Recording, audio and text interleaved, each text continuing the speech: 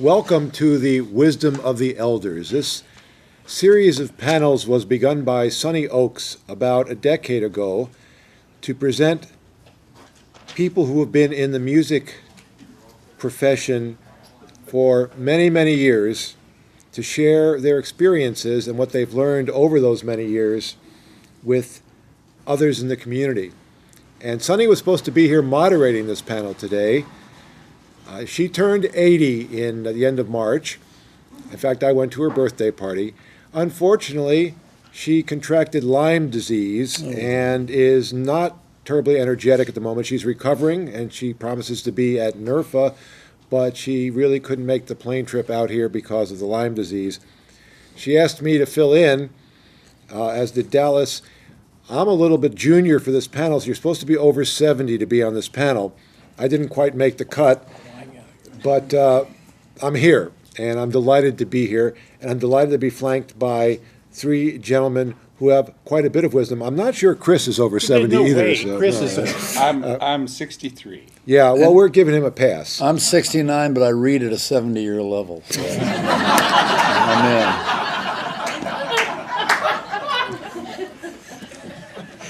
You see, it's going to be a great panel because I'm going to shut up pretty soon and let these three pillars of wisdom talk. Let me just introduce them, and I'll start over here. On your left, my right, is Ronnie Cox, who I must tell a small anecdote, is my very first SWRFA. I get here, and there's this incredible buzz. Ronnie Cox is here. Now, I didn't go to the movies. I didn't even see Deliverance. Ronnie Cox? Is he somebody I should know? So, well, you got to go see him. So I went to see him, and he absolutely blew me away with his performance that year, many years back, and we became fast friends. And then I learned that he was actually an actor in the movies as well as being a musician. That's his hobby, and this is really his career. Well, there's way more money in folk music than there is in the movies. Yeah. And as you well know, he's been in scores of feature films and has also released, how many? Over a dozen albums, I think, if I recall, somewhere around there. 11. 11, okay, close enough for folk music. And so I'm going to be asking him questions about his experiences in music. And then on my left, your right, is Bill Kirchen, who has been all over the musical map. This man has been everywhere. The blues, rock, folk. He's been there. He's done it. He was one of the founders of Commander Cody. He played with the blues legends. He played with folk legends. He has played at every festival. He started off in Ann Arbor, Michigan. He spent time in California, and he now lives here in Austin. And we're really honored to have him on our panel. And finally, at the end, the gentleman we're giving a pass to is a man who owns a recording studio, is a prominent musician, as part of a duo of Albert and Gage, and also a fine songwriter is Chris Gage, and he, I believe, is from this area. So I'm from South Dakota originally. yeah, but you live here I do now, live here, yes. yeah. And so I think we're going to have some interesting tales.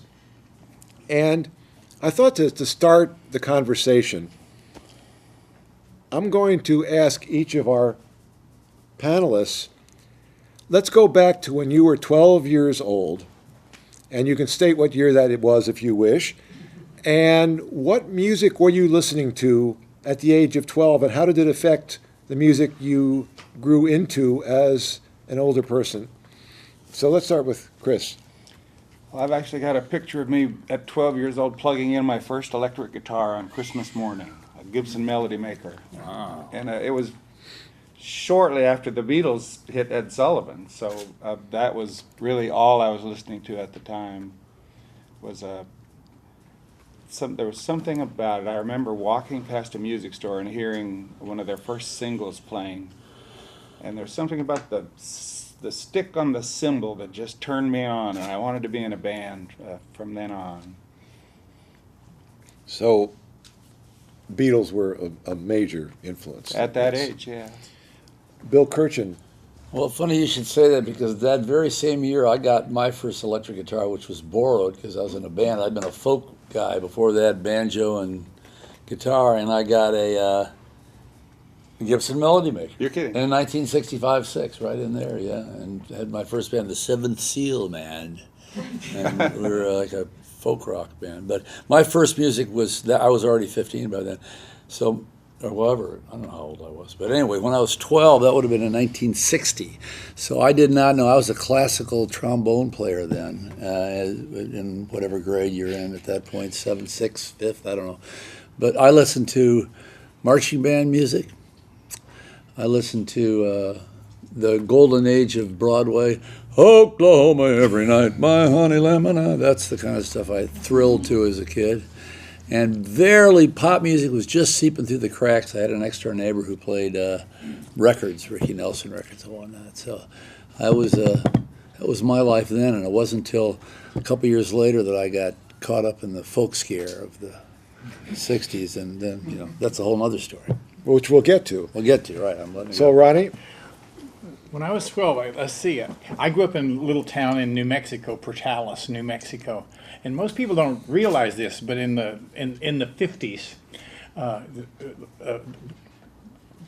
that was a hotbed of recording. I was actually around when Buddy Holly was cutting Peggy Sue and Sugar Shack and Jimmy Bowen and Buddy Knox and all of those people. And so I was actually, up until that time, because my dad, I was calling square dances when I was 10 years old. And my dad and mom took me and so I was listening to Bob Wills and the Texas Playboys and Western Swing, and then all of a sudden this rock and roll stuff started coming along, and so my first guitar was one of those F-hole Stellas that impossible to play and impossible to keep tuned, but I was playing any kind of music I could. I mean, music was just sort of running through me, and unfortunately, to the detriment of my schooling too. I'll talk about that later, but I had 2 junior years in high school because of that, and I had a rock and roll band back in those days, Ron's Rockouts.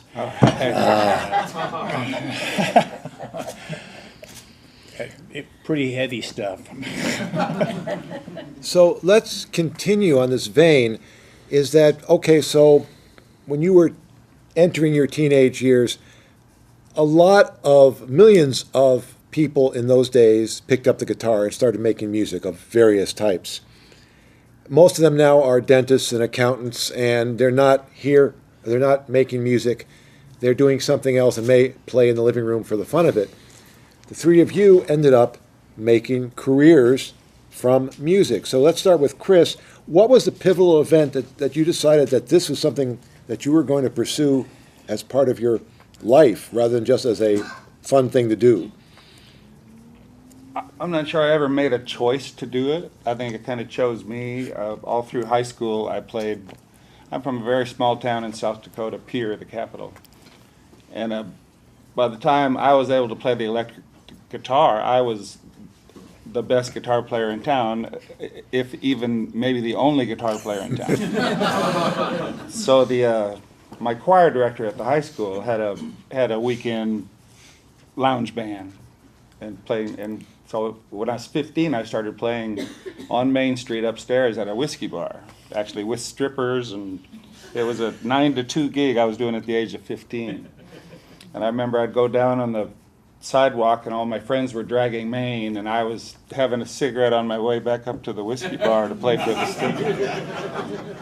But I mean, how fun is that? I decided that that's what I wanted to do, and went to college for a couple of years.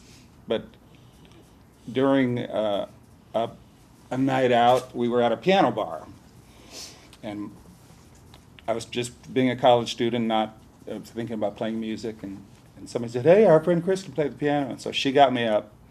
I did 3 songs, and she said, "Kid, you need to go down and join the union, and I can get you some work." And I did, and she did, and that's all I've done ever since. Bill Kirchen?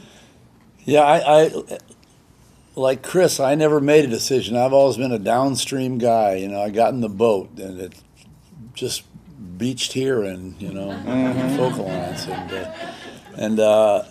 Yeah, I was, and that's what I try to tell people. If anybody asks me advice about, say, a career in music, I say, well, if you're approaching it that way, I don't even know what to tell you. You know, I'd say, go back and think about what you're up to. And if you just can't help yourself and you just want to play music to the exclusion, not to the exclusion, but if that's your primary drive, which it was for me, then come back and I'll tell you everything I know, because I just didn't want to do anything else. I went to college. I went to University of Michigan for a semester. I took a year off after high school, and I graduated in '65. Took a year off.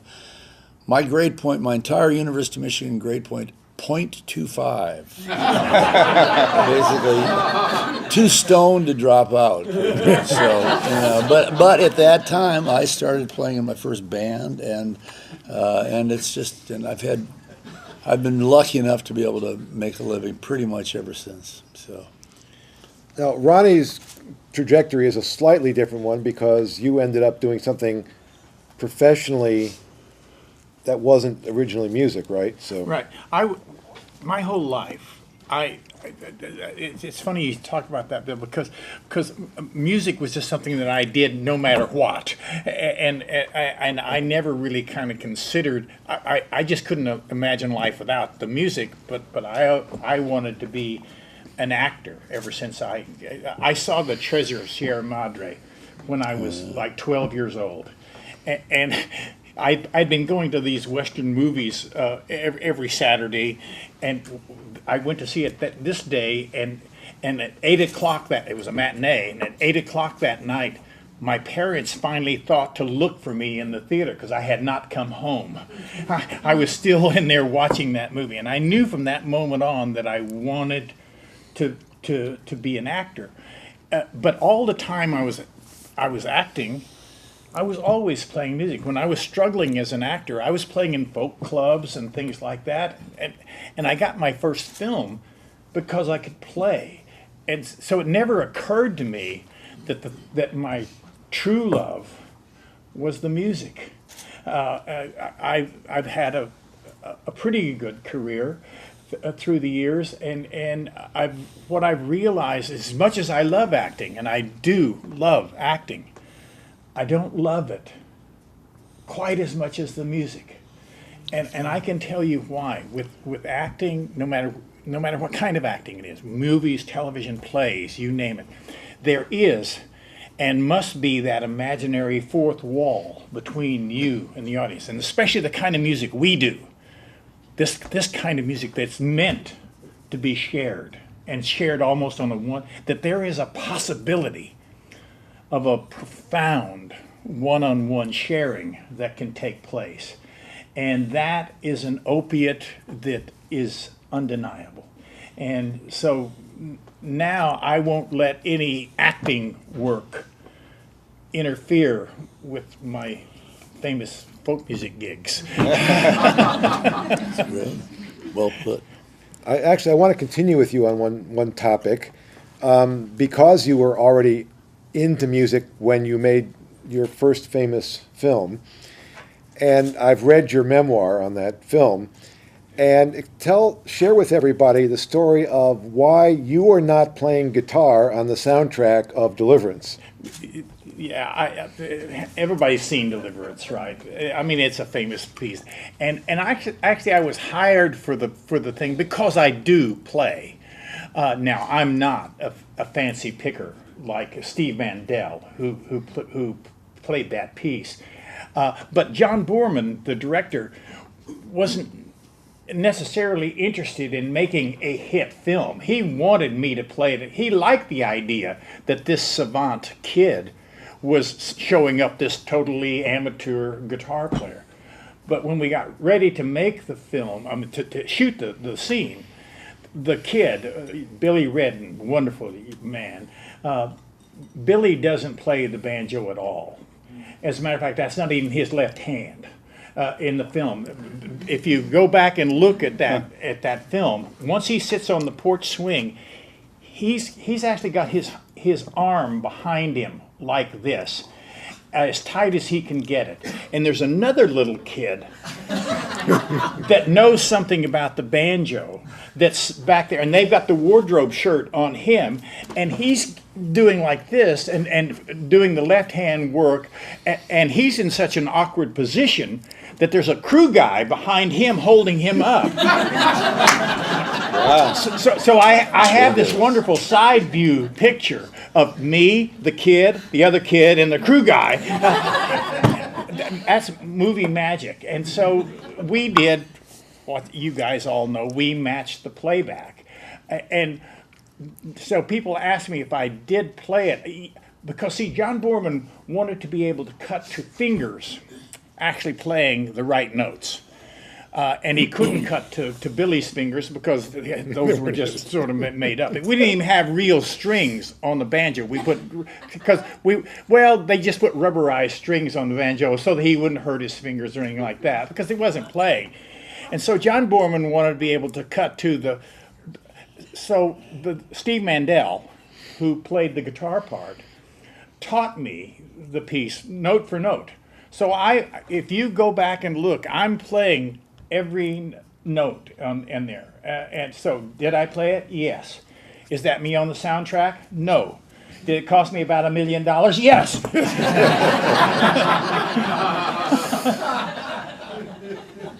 Well, you were away that day, right? You were out of town or something when they were recording it, or? No, they recorded it in Atlanta. They went to Atlanta to record the piece because we were rehearsing canoe practice. So, you made your initial fame, Bill, with the Commander Cody Band. Explain how the band came together and what it meant to you when this took off. How did that happen?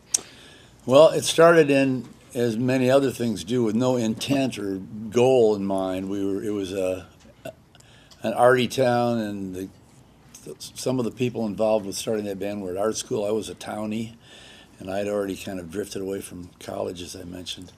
And it was just a fun band. We had a floating membership. There was like 6 to 8 to 10 people in it. There was, dancing girls, projections of the screen. At one point, I remember we played a show, and somebody had the bright idea to show movies of dental extractions behind us. So you could see we weren't really on a career track. I mean, it wasn't like, dental extractions. But that's how it started out, and then everybody drifted away. The old commander, the guy we made be the commander, went off to teach art in Oshkosh, Wisconsin. I did the Go West Young Man, and I headed for San Francisco because I was enamored with the music scene out there, what I imagined it to be like. I went out there in maybe '67, and it struck me when I got there that what we were up to was actually not too far from what people like the Cleanliness and Godliness skiffle band were doing, and Dan Hicks, who I dearly loved and luckily got to know him his whole life, the rest of his life. And so I called the guys up and I said, come out to San Francisco. And I have to admit, I also told them that if you played outdoors in the park, the girls took their clothes off. So it was the biological imperative. We went out there and we were successful in getting our foot in the door there. But it was, once again, it was downstream, one next thing you know. And was Sid Page playing? Yeah, he was playing his. Yeah, He's a great guy. Fabulous fiddle player. Yeah, that's neat that you know him. I got my first great dog from Sid. I traded him a Cody T-shirt for. Anyway, that's another story. Sorry. Oh, Chris, were you a longtime solo performer before you met Christine, or how did that come about? Well, we were actually kind of on the same path. She was in Santa Fe, and I was back up north I started a band right after I tried to go to college called the Red Willow Band, and we actually still get together and play a couple times a year. But our first task was to learn a whole bunch of Commander Cody songs. No way. Yeah.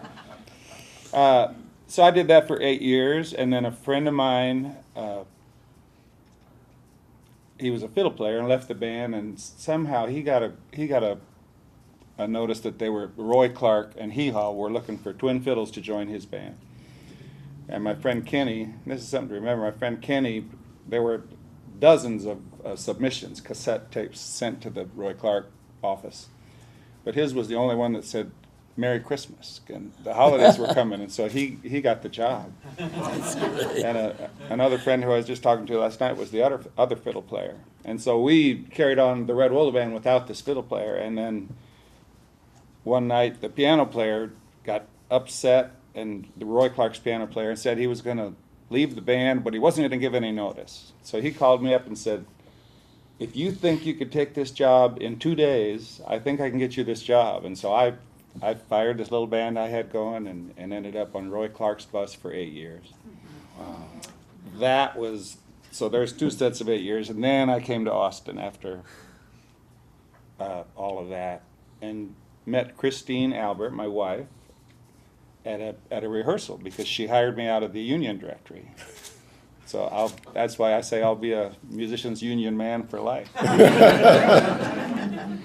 Was Lindy Hearn with the Roy Clark's band then? He was before me. Ah. Yeah. We had a band based out of Tulsa. It was called Rodney Lay and the Wild West. 7-piece band and 3 singers. And, it was incredible. You know, I got to play with all my favorite musicians. I got to play Last Date with Floyd Kramer. I got to play Big Bad John with Jimmy Dean. Man. You know, it was just a ball. That was my first I once got to play dueling banjos with Roy Clark, but we won't. There you go. into- Yeah. So, you were in the band. Were there any musicians, like Chris is mentioning people who he played with who really kind of were fun or influential? Who were your fellow musicians who you really enjoyed jamming with or playing with or changed your style? Oh boy, just a million of them. Now jamming with and playing with, of course at first I just soaked up what I could from records, and when I discovered country music I really gravitated to the whole Bakersfield sound. I loved Merle Haggard and Roy Nichols. That was a revelation to me because I got that all at once. I didn't grow up with country music. I got in through bluegrass and old timey, and then all of a sudden heard, you know, Buck Owens and Don Rich, but people I jammed with and played with. People like Dan Hicks, boy, just so many. We toured with Hot Tuna a bunch. I was like because I'd grown up trying to be Gary Davis and John Hurt, and then he was a guy who was a very accomplished finger picker. Ronnie, I know when you perform, you mentioned influences. Who were your influences? Who people you would like to play with or have played with? Well, the God for me, for all these years, for my money, the great Texas songwriter was Mickey Newberry.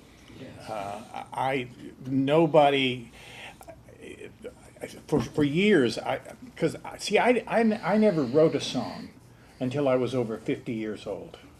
I used to do 2-hour gigs and do nothing but Mickey Newberry tunes. Mm-hmm. I knew every Mickey Newberry tune there is. And because I had no need to write, he was writing all the stuff that I thought was important. and I eventually got to be friends with Mickey. We had a phone friendship. He was one of those guys that would call you up at 3 o'clock in the morning and want to talk for 3 hours and play you 30 verses and want you to tell him how you felt about that song. But if those of you who don't know Mickey Newberry, I just can't think of anyone that moves me more than him. Although I play with my sons sometimes, and because Mickey writes really, really sad, heartbreaking songs. And my son said, "Dad," he said, "playing Mickey Newberry songs is easy. All you got to do is lie down and open up a vein."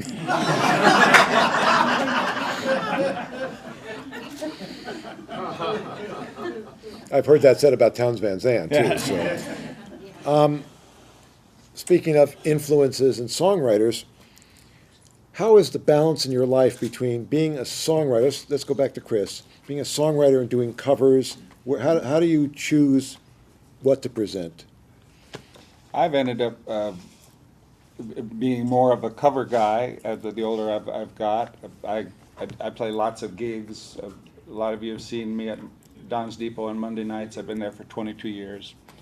And it's a long gig, and I do some of my originals, but it's really, I'm playing to that room. It's a nightclub. There's dancers, and I can sneak in some stuff. But I do, after 10:30, I present a lot of folk singers who will grab my guitar and do 3 songs, and a lot of that is original. And I end up doing more producing and playing than I do writing. Sometimes I end up helping people finish songs in the studio and get into it that way. But usually when Christine and I go out as a folk duo with 2 guitars and a piano, and that's when we present the original stuff. But we're both doing a lot of covers around Austin, playing in these electric bands like Bill and Christine play every Monday, and I join them when I can. A lot of that is cool covers, Mickey Newberry, or Townes Van Zandt, or friends of ours. We play Butch Hancock songs all night long. We do the one you and Christine wrote all the time. It's a lovely song. Oh, What Am I to You? Yeah, it's a great song you guys wrote. Yes, why don't you pick up the thread, Bill, and as far as... Well, yeah, I was early on. It never occurred to me to write songs, kind of, and I there was so many great songs I loved. I was a real Dylan fan. Of course, the first Dylan album, he didn't write any songs on it. He kind of invented that, construct of writing all your own stuff. But I wrote some early on with Commander Cody just because it seemed the thing to do. But there were 4 songwriters in the band, and I'd get my licks in here and there, and a couple Too Much Fun and stuff like that.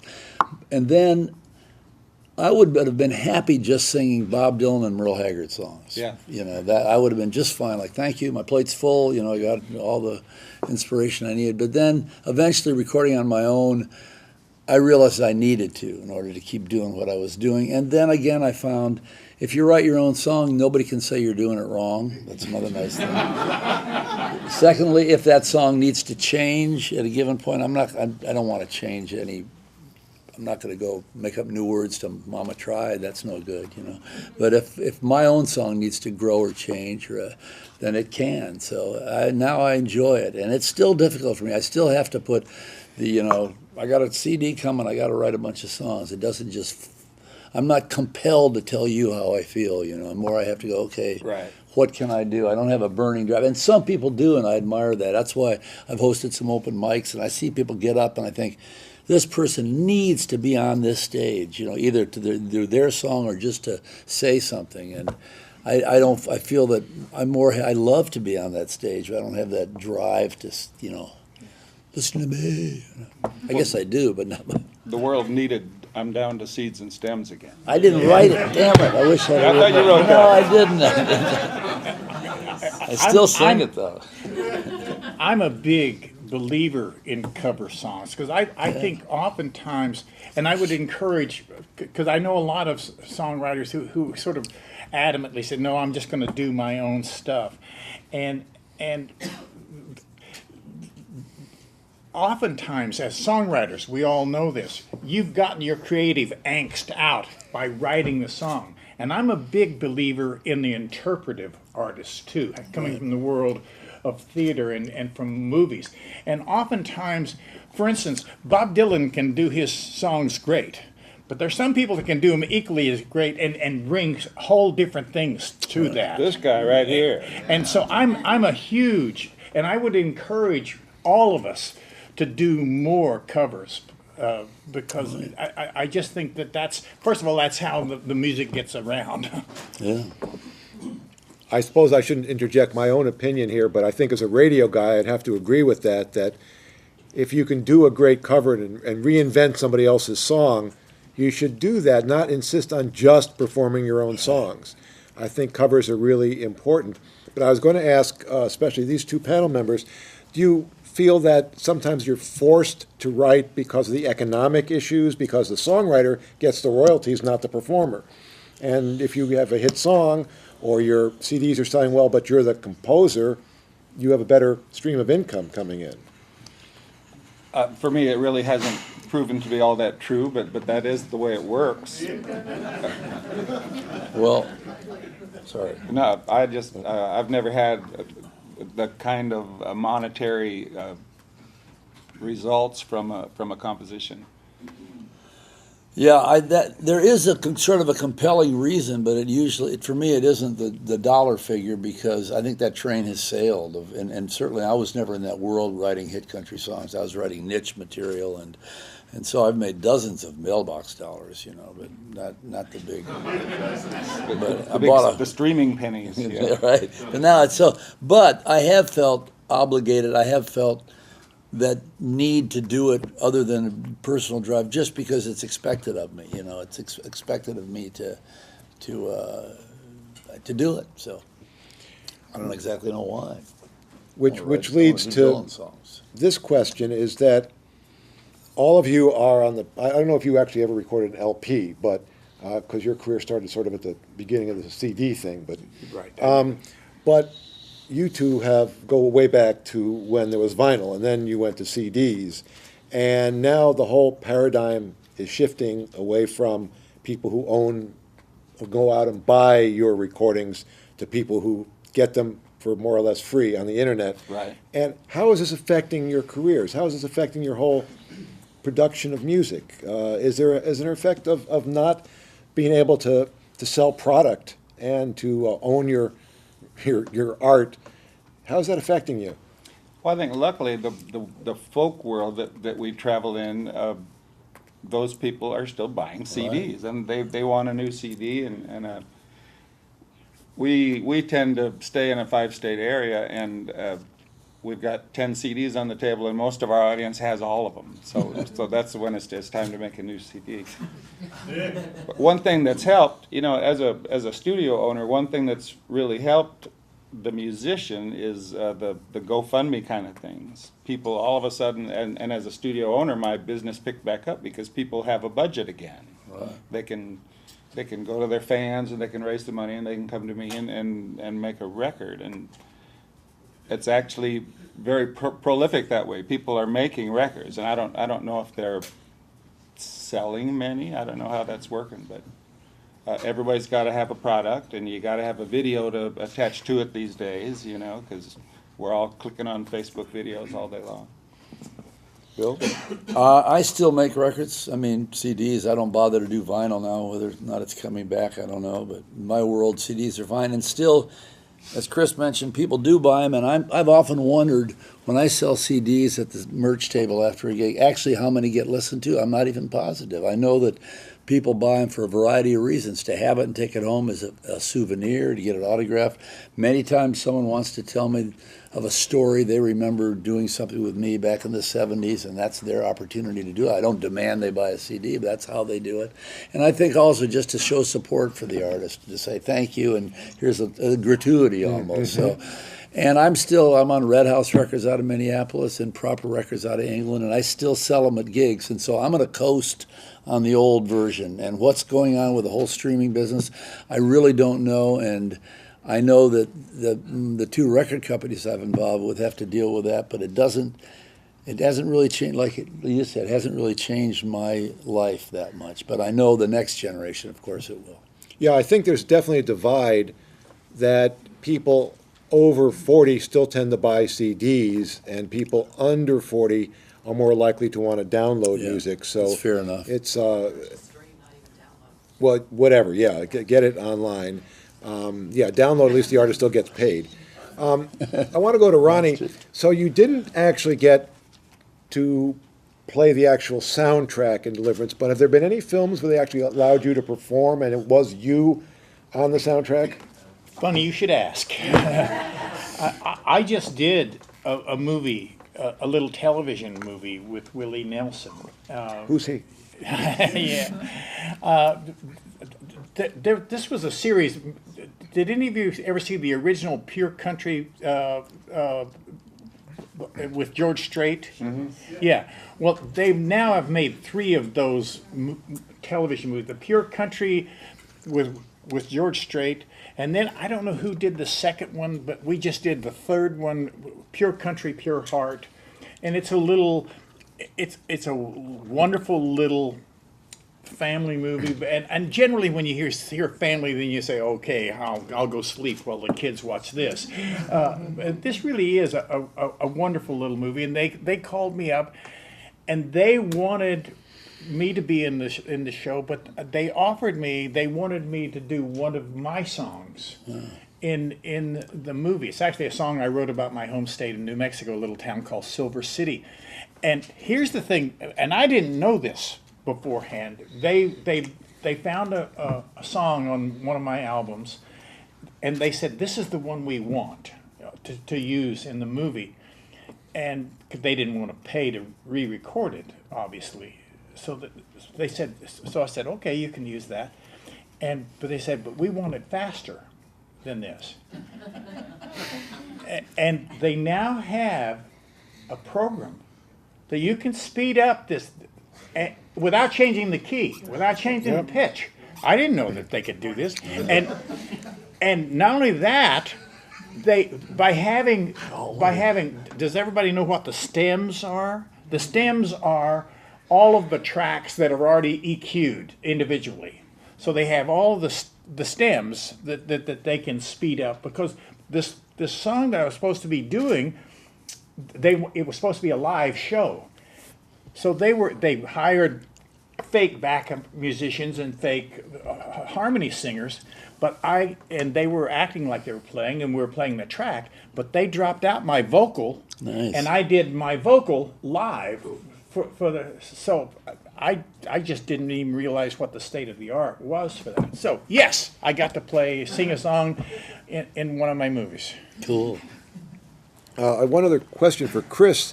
The studio, did that come about because as a performer you wanted more control over your sound, or was this a business decision that you just wanted to also record other people? How did your studio come about? It's something I was, just like playing, I was always drawn to it.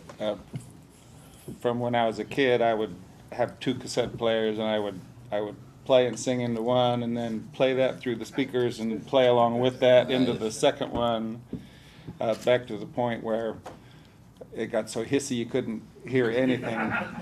But then I evolved, and I've always been with it. I went 4-track reel-to-reel, 8-track reel-to-reel, then a sequencer SMPTE'd to the 8-track reel-to-reel. And then the digital things came in, the Alesis, and I had a DA-88. And it just kept growing, and I was always, I guess the first thing I did just to learn how to do it was, I was fascinated with, remember the chipmunks? So I used to make a little chipmunk Christmas tape for my family every year. And that's all multi-tracked and sped up and all this stuff. I would have to sing really slow and then speed it up. And then when I was You never sent me one. I want one. my first job in Texas was I was having trouble finding gigs. This was '91, and Opryland had opened Fiesta Texas down in San Antonio, the big theme park, and they needed a musical director for the country show, and I got that job based on all the the things I'd done with Roy Clark. But so now I've got 14 singers in this cast, and every one of them needed a demo tape. And I got this little garage studio in Austin, so basically that's when I started recording other people. I'd give them 3 songs for $300, and I'd play all the instruments, and they'd walk out with a pretty decent sounding demo. Cool. And it just kept going from there, and the studio got bigger, and I started producing more people. Just finished a Jerry Jeff Walker album. Wow, he's still recording. Yeah, it's really great. Make sure he sends me a copy. Yeah. This is a lead on from that, and I'll ask all 3 of you the same question, and it's a double-sided question. And this involves only living people performing today. If you could produce the album, if you want to sit around waiting for the phone to ring, and whose album would you want to produce of living performers today? And reverse it, is there anybody alive that you respect so much you'd want them to produce your album? Oh boy. And if you don't feel comfortable with that, you don't have to answer it, but. That's a good one. I mean, I would love to go back and do do a production with me singing like they used to do at RCA with Sinatra and all those guys. You get the Nelson Riddle Orchestra, and that would be my dream production. It's funny. I'd love to work with Willie. I did have a chance to produce Willie on one track at his studio, and it was the scariest thing. He was not supposed to sing on this. We were doing a Jimmy Dale Gilmore version of Crazy. And then they said, well, Willie's playing golf. Let's get him to come in and sing. And so I'm in the producer's chair, and Willie comes in, and he sings it once, and it wasn't great. And he came in to listen, and he sat down next to me, and afterwards he says, what do you think? And before I could say anything, he said, I'll do it again.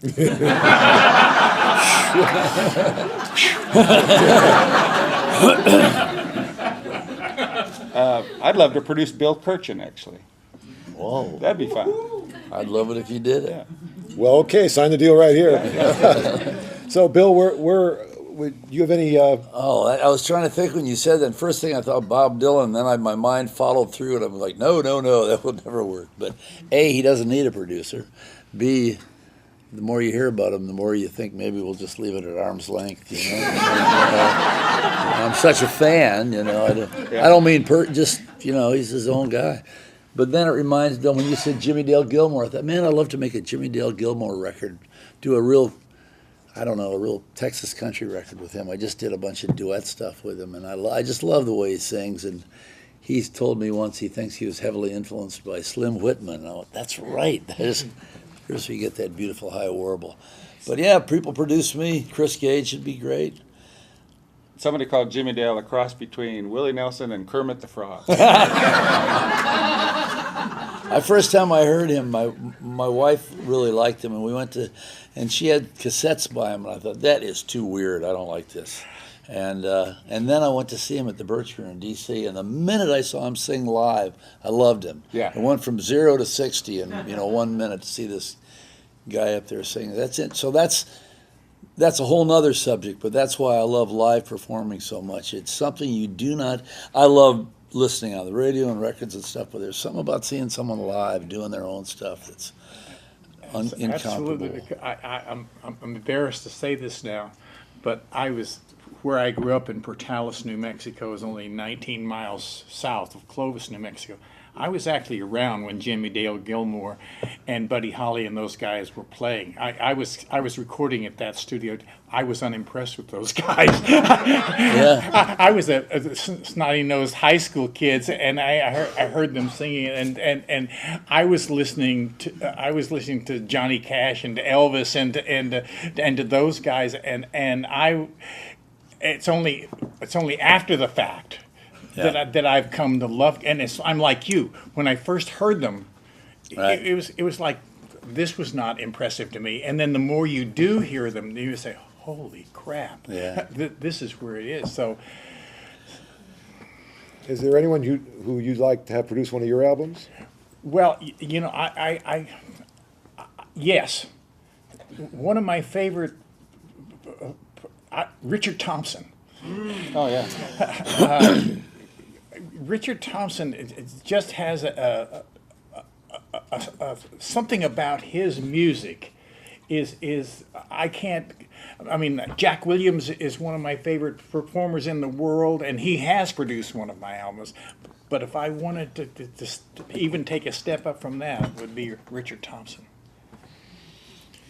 Before we open this up to audience questions, I wonder if any or each of you has a favorite story you'd like to share from your music career, any particular performance or humorous thing or anecdote or anything that comes to mind from your many travels in music. And I know it might take a second or two for it to come to mind, but I know most people have a story to tell. And I'm just curious if, given concerts, something special happened, or if you ran into somebody, musician, and something special happened. Any moments of magic that sort of came to the top? Well, all the stories that came to my mind were horror stories. Well, go ahead. We were just talking about Jimmy Dale, and Jimmy and I got to, as a duo, got to open for Nancy Griffith on a bunch of shows, England and Ireland, and we were at the Royal Albert Hall for 3 nights, and Jimmy and I opened, and then Nancy had a full band. And I don't know why I'm telling this story, but As I asked. she's got a song. She's got a song that starts with this beautiful. James Hooker was the piano player. He was in the Amazing Rhythm Aces. Really great piano player, and he did this long intro, and then she came in to sing, and the place is just quiet, and he had his transpose button on the keyboard, and so she squawked this note that just didn't fit. He was like a fifth off. Oh, dear. And she turns to him, and he realizes it, and in the Royal Albert Hall you can hear this poor piano player say, "I'm so sorry." And then had to do the whole intro over in the right key. I don't know why I told that story. Bill? I'm sure I'll think of something juicy right after the thing's over. But Yeah. Well, Ronnie, I'm sure you have a story. I got one this- after that. What did any of you see the Ken Burns Civil War thing? Well, one of the writers on that was Shelby Foote, and Shelby Foote wrote all those wonderful Civil War. And Ford found out. I was at Arena Stage in Washington D.C. when I was starting out as an actor, and Ford Foundation used to give grants to writers outside the theater, hoping to get them to write for the theater, and so Shelby Foote's from Mississippi, and one night he came to me. He knew I loved music. Said, "Ronnie, I've got a guy from my home state that's going to come and play for me tonight, and you might want to come." And this was 1965, and this was right after he had been rediscovered. This was an artist that had recorded in the 30s, and no one had heard from him for 30 years. So I'm sitting from here to there with Mississippi John Hurt. And I don't know who he is. I'm sitting here saying, "Holy shit, this guy is good." and so I got to spend 3 hours with Mississippi John Hurt, playing to pretty much just me and a couple other people. Nice, yeah. He was my original guitar hero. I went to Newport to see him in '64. This is the sweetest man you've Yeah. ever seen in your life. When you're there's a gentle beauty about him that just permeates the room.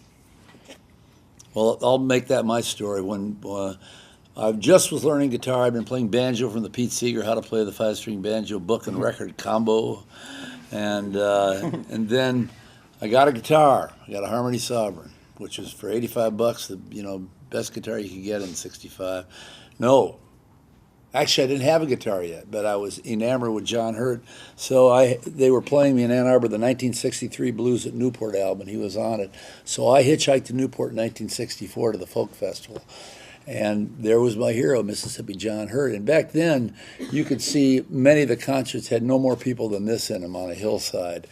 And then the record came out, Blues at Newport, 1964. And there's shot from the back of Mississippi John Hurt's head. He had this iconic little bowler hat. And there's this little field of people. And up in the left corner is me, 16 years old, going, I had that album. yeah, you look at upper left, there I am. Utterly recognizable. So that's my prized possession. So. That's another thing. That's my wisdom of the elder is go see as much as you can, whatever you can. I was fearless back then. We'd hitchhike anywhere to do anything and see anything. And all I wanted to do was see music. So I still think that's the best. It's the best dime you can spend traveling somewhere to see, just to travel and also to see whatever music you can and to see people do it live because it's magic. You guys know it and we know it. So, Chris, would you like to add something to that? I mean, what your advice would be as an elder to people who you are kids. here? Oh, yeah. These are all my peers. Man, you just do it. Just play.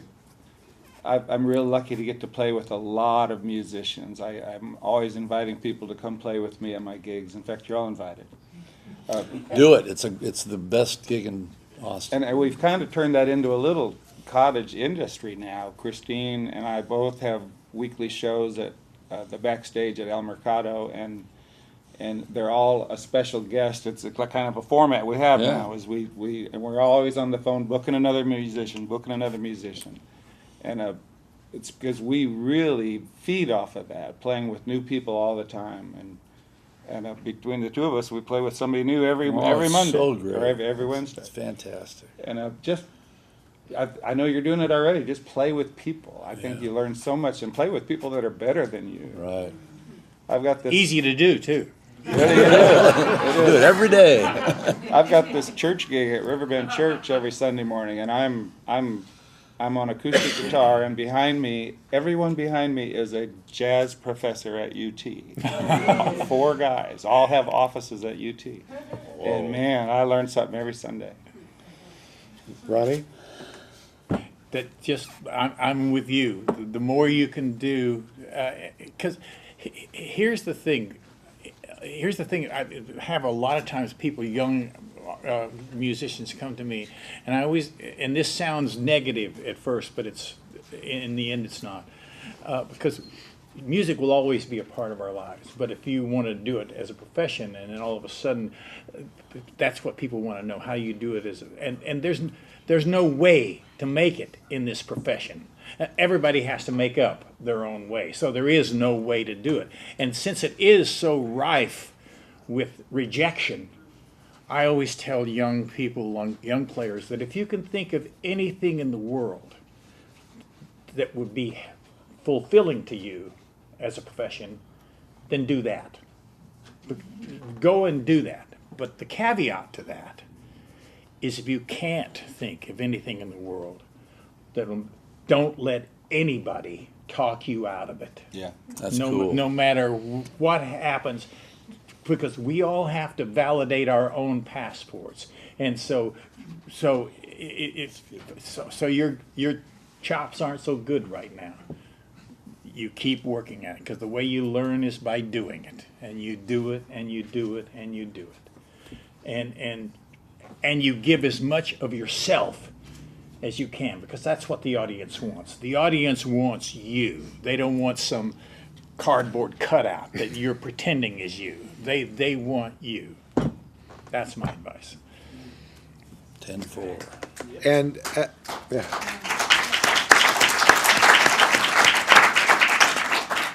as a near elder, this weekend is my 49th year on the radio. Yeah, right. And like some of these esteemed gentlemen I'm here with, when I was 13 years old, I decided what I wanted to do for my lifetime was host the midnight special on WFMT. Uh-huh. And so I picked myself up and went down and met the guy who hosted the midnight special. And I asked if I could sweep up the floor behind him and file his records and help him with the show, and he couldn't get rid of me after a while. And finally he was forced to hire me, because they couldn't throw me out at that point. So, this is after I went to college, of course, and did a very similar show in college. But you really do have to follow your dream. If you have a dream, don't give it up. And if you have to take a day job, it doesn't mean you can't follow your musical dream and perform at nights and weekends, whatever. Anywhere you can make music is what you should be doing. And the beauty of these conferences, and why I come to these conferences, is to be around 300 people who passionately love making music and listening to music. And that's why I love all of you, because it's this atmosphere of sharing this one thing we all hold so dear, no matter what our politics, no matter what our backgrounds, is this love of music, and especially this broad thing called folk music. And it's just a lovely experience. And so what Ronnie and Bill and Chris have said is, if you love this thing, don't give it up.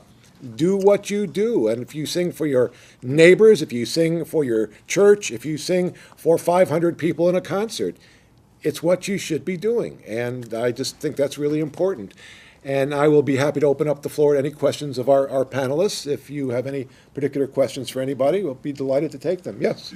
Kind of started on it right there, and I was going to ask, I work a lot these days with teens, and so I'm trying to pick out the things that I've learned to say to them. But Rich was saying, what's the one thing you would help someone, a young person, not to do, especially don't do that? I wouldn't think anything. Yeah, I can't think of think of anything. anything that I would say to them because, like I said, everybody has to find their own way. And who am I to say, don't do this? Because there's any number of artists that we've seen that if you saw them 5 years before, you'd say, holy shit, how could that person ever, and then now they were just that much ahead of the curve. Yeah. So, yeah, I would have a hard time telling. See, one of the things I think that's important is for us as artists not to say no. Say yes. You've got to say yes, absolutely. Yeah, Bill? that's my sermon. Oh, I got no no's except, I don't know, probably try to stay off the coke and the meth, but but it doesn't help to tell anybody that anyway, so you'd probably better leave that alone That's one of the too. things Yeah, if they ask, I'd tell them that. If And they that's don't, really good. Chris? but A lot of it's very simple. Just be as good as you can and don't be late. You know, did you ever read David Foster's 10 rules of making it big in show business? Number one and number 10 are return all those phone calls. right. He says it twice in a 10-point. It says, don't blow people off. Return that call. Well, I tell I'm sorry. One of the things I do think that and for some reason it's a thing that's some musicians have a problem with. Don't be late. Trying to get band members and people to be on, and we all know that you come in on the beat. You know, you don't come in halfway through the measure, but I can't tell you how many band people I've worked with, and you say we're going to leave at X time, and 5 or 10 minutes later that they show up, and in my estimation, that is a hostile act. It says your time's not worth anything, mine is. So the one thing that can really piss me off is for band members to be late. If you're not early, you're late. I would say that what I tell people that I'm going to do, I say, well, I'm going to go to I think the best thing you can do to up your game is to play in front of other people. And however that works, and just try to get up in front of other people, and the one instructions I have is just try not to suck. Yeah. You can't, and that's what I say. Matter of fact, speaking of that, I'm gonna leave right at 3 because I got a gig at 3:30 downtown, and so I'm gonna bomb out of here, and I'm gonna try not to be late. Don't be late. And I'm gonna promise to do what every time. I'm gonna go to this gig, and I'm gonna promise to try not to suck. I'm not gonna promise I won't suck, but I'm gonna promise to try not to. So it's just the intent, and I'm gonna show up, and I'm gonna have the right intent. Yeah.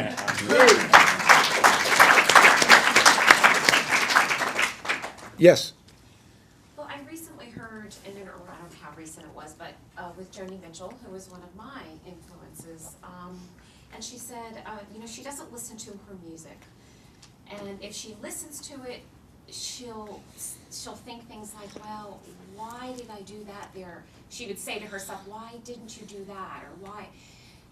So, even songs that I've written a couple years ago, sometimes I listen to them and I think, I should have done, maybe you want to change them. So have you ever had that perspective where you've looked back and said, well, why didn't I do that there, or want to change them? I think somebody touched on it a little bit earlier, but. Who wants to start? I've seen that syndrome, especially in films. There's a sort of 2 or 3 classes of it. There are certain actors that can go and watch themselves in dailies, and they're saying, "Oh God, I did that." And then there's the other side of that coin. They see themselves on film, and aren't I great? and I don't think either of those are germane. You did that at that time. And I think you need to accept that that's where you were. I'd go back and look at my first film was Deliverance. And I'd never been in front of a camera before that. I go back and look at it now. Not that I criticize it that much, but there were things about film acting that I just didn't know then, and that's true of all of us. You know, the reason we're better artists today than we were 2 years ago is because we've now, and so rather than beating ourselves up about that time that we did that, of saying, oh yeah, that's where I was then. I'm here now.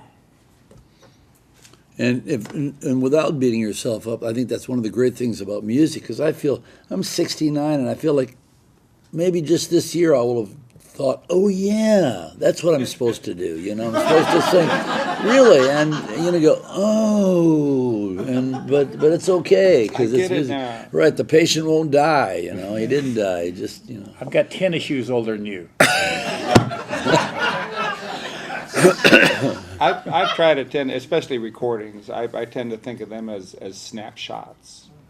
And you do your best and you walk away, and if I happen to hear something that I had done, I try to listen to it that way, and enjoy it.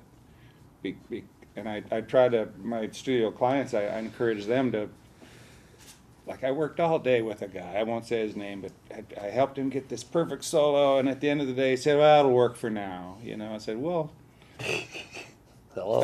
I've never looked at it that way. I said, you do your best, you lay it down, and if you think you can come back Tuesday and beat it, then go ahead and give it a try. But once it's done, I usually don't beat myself up about it. Did I do that? Is that me? I'm not a musician, but I do listen to the air checks of my radio show because I want to catch my mistakes so I don't repeat them in a future week, whether I said something awkwardly or whether I played a sequence of songs that just didn't quite fit together, or I want to make sure the flow and the balance is the best I could achieve. And some weeks I do that, and some weeks I don't, as far as achieving my goal.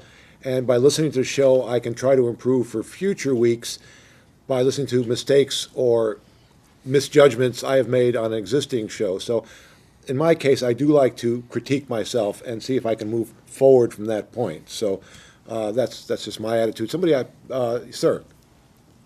Music videos, have you had any inspirational, successful, out-of-the-box thoughts on how to make your video especially meaningful or interesting? And Ronnie, you probably don't count because you're too good at that. Well, here's the thing that I will just impart this, that nearly everybody does too much or tries to do too much. Less, it's a cliche, but less is more. And when we kind of don't trust our audience to think that they might not get this, so we have to sort of overdo this just a little bit so that to make sure that we've made our point.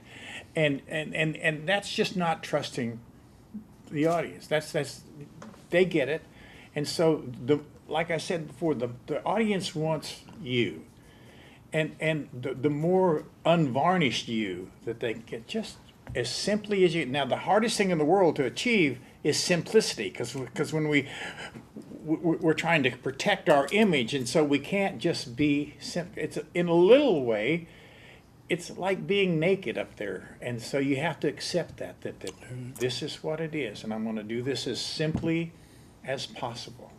And oddly enough, if we do our work that way, it's so much more accepted. And that's just something I've learned through all those years of standing in front of the camera. Wow. Sean Amen. Coleman just released a music video getting ready for this tour she's doing. It's just one camera, it's her playing the guitar, and it's so compelling because of the content, not the way the video was shot or the titles or the editing. It's the content. If you got a great song, That's it. you can make a great video with an iPhone these days. Any more questions? Sir, yeah. I'm wondering, with the two gentlemen on the end, is your process different working with a major person as opposed to, would your recording process be different working with somebody out of this audience as opposed to working with Willie or Sean? And Ronnie, if you had to do a theater show, would your process be different with a neighborhood theater as opposed to working with Nolte or Murphy or somebody like that? For me, it's just when somebody's working with you and they've done it forever. You know, they've done it more often than I have. You know, like working with Willie or Jimmy Dale had made some major albums by the time I started working with him. You just have to know that they know what they want to do, and not like with some people. It's their first time into the studio, and I'm explaining how to work a mic and different guitar techniques, because that mic on an acoustic guitar hears everything. You're used to banging your guitar as a percussion instrument, and it might not work in the studio. But yeah, there's no, like, I couldn't tell Jerry Jeff how to do it. You know, he's done it, so he was telling us how to do it. And he was hard to get comfortable. He wasn't sure what he wanted to do. He didn't trust himself, so we just put him down the middle, Lloyd Maines on the left, and me on the right in his headphones, and we all just played acoustic guitar with him and kept him going. And then we kind of produced it after he left the room. Oh. But that's the way he wanted to do it. He needed to play with some people.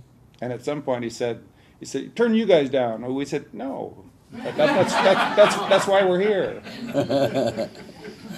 That's cool. Yeah, I've never been able to pinpoint any sort of difference of I've done a lot of plays with people, a big movie or working at the Pasadena Playhouse doing a production of. The fun of acting, as is with playing, is the interactions between the people, and there's no way that you act one way with somebody or play with somebody that you wouldn't play. You want to play their best that you can. So I've never felt any added pressure from being with big stars. Generally, what I found if I've worked with big stars is they go out of their way to make you feel comfortable.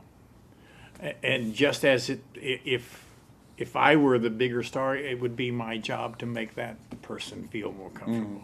So I think that's the key, because you, like I said before, we all end up having to do this together. There was a woman in the back, I think, who had a question. I just was wondering if y'all had a favorite music video or favorite place that you've ever performed. Good question. I do. The one that just killed me and still does was Johnny Cash's video of "Hurt." He took a 9 Inch Nails tune, and June Carter Cash didn't want him to do it, hated that he was doing it, and I think that's one of the most affecting videos I've ever seen. Did you say venue or video? I said venue, but I have a place, but I like your answer too. You said venue? Yeah. Yes, a place. It's okay. I like your I'll go and sit out there. You gotta speak up. Some of the reason this is the elders. Some of us are old and don't hear so well anymore. What? I'll blame myself though on that one. It's all right. Anybody want to talk Sorry. about venues? Yeah, I like Green Hall. Oh yeah. I like Red Rocks and outside of Denver. The Birchmere. Birchmere. That's a good. Old Town School of Folk Music in Chicago is awfully good too. So a question for each of you, and Chris, you're gonna have to exclude one person from your life, but what women? We've talked a lot about men, but what women have been significant in your experience across music? Well, My wife has been, you know, we've married 43 years, and I'm the trailing spouse as far as songwriting goes. She's a great writer, and we've co-written a bunch of stuff, and we're learning actually how to perform together these days. After, you know, so that's been my main one. I'm with her. I'm a Joni Mitchell fan. Always was, and my line on the gig is, "It takes a real man to sing a Joni Mitchell song." That's good. Everything about my life has been about Mary. Mary, every song I've ever written was about Mary, even though I never wrote a song about Mary. Mary moved to my hometown when she was 11. I was 14. We started going out in high school. I've never had another date than anybody. So, and I got to tell you the truth, when Mary died, I had writer's block for 3 years because even if I was going to write some frivolous song, but I was one of those lucky guys that just found that absolute perfect match. I've had people that didn't even know us that well that said, "Ronnie, I hope someday to have a relationship like you and Mary have." And that she's been gone now for 10 years is the hardest thing I've ever had to cope with, just because she was my whole life and is. And I still, to this day, 10 and a half years later, I think of her 1,000 times a day. So. We have time for one more question. If not, okay. Yeah. You mentioned going to Newport. Any of you guys go to Woodstock? No? That was easy to answer. I would like to mention that there will be one of these panels at Folk Alliance International in February that will be hosted by Sunny Oaks and probably a guest host she's chosen. And I can't remember all three people, but I know Holly Neer will be one of the panelists in Wisdom of the Elders. And so if you're going to Folk Alliance International, I strongly suggest you attend that. It's always, like this panel, I think very interesting. And I never missed one because I always find that Sunny's choices to be very interesting. So I urge you, if you're going to FAI, to attend Sunny Oaks's Wisdom of the Elders panel. And I'd like to thank all of you very much for being here. And in about 45 minutes, there'll be the open stage at our pool party. So we'll see you there. Pool party.